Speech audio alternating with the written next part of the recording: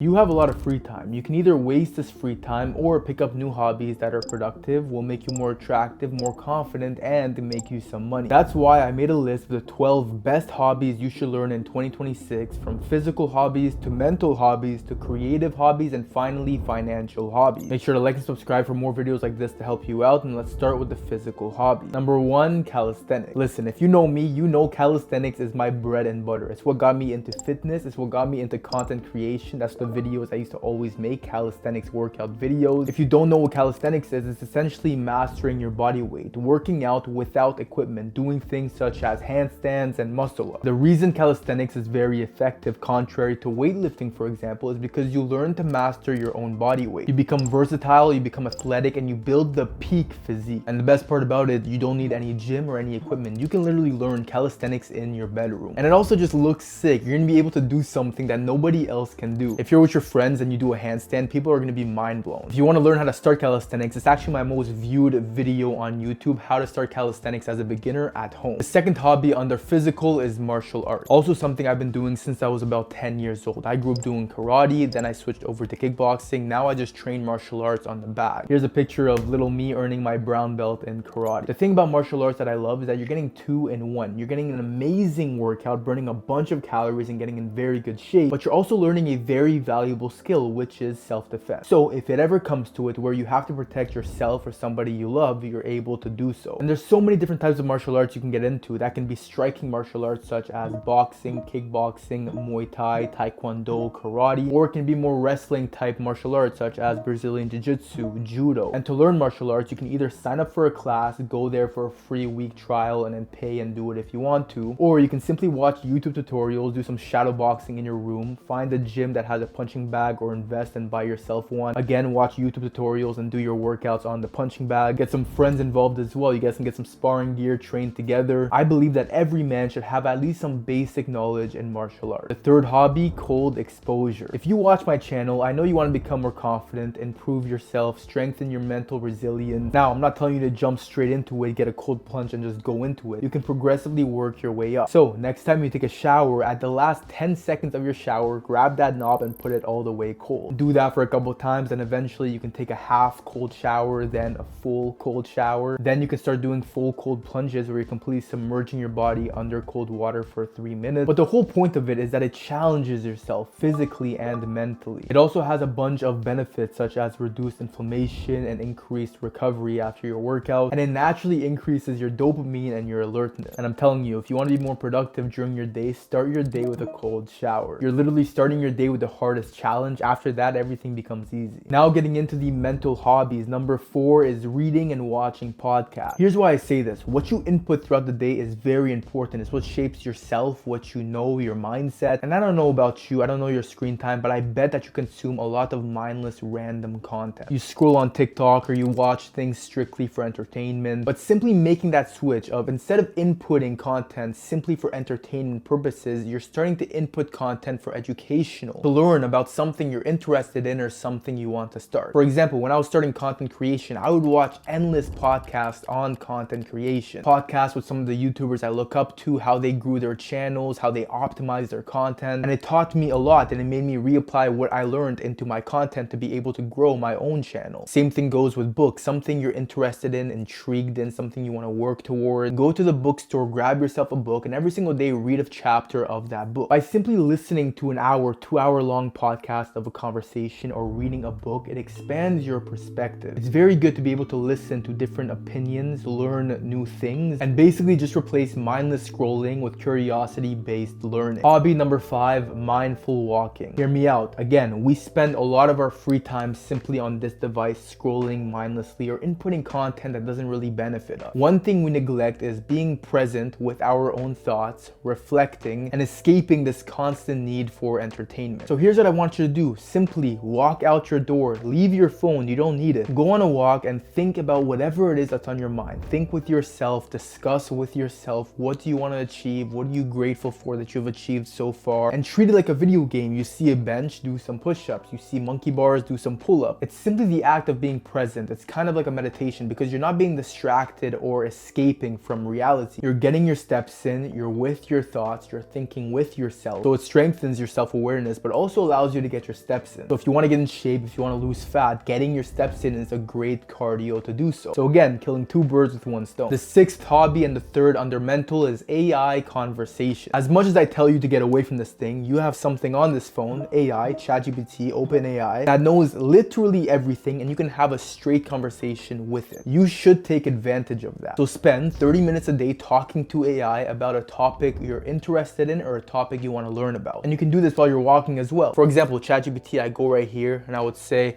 hey, I'm trying to learn about space. What are the current new things happening in our solar system, in the galaxy? Things that would be interesting and things that I can have a conversation with you about. Absolutely. Space is always buzzing with new discovery. Right now, a few cool things going on include missions heading out to Jupiter's icy moons. We're also seeing new images from the James Webb Space Telescope, so we've got a lot to chat about. See, just like that, I learned something new, it's interesting, and I can keep having a conversation with it. Because bro, you can learn so much with it so quickly. I personally use AI every single day for every area of my life. And I find that it's made me more productive, more intellectual, and I've learned a lot more. Now let's go over to the creative hobbies. Number 7 is content creation. Not for the money, but I'm just gonna give you a little statistic. By 2030, the content creation industry is expected to reach $70 billion.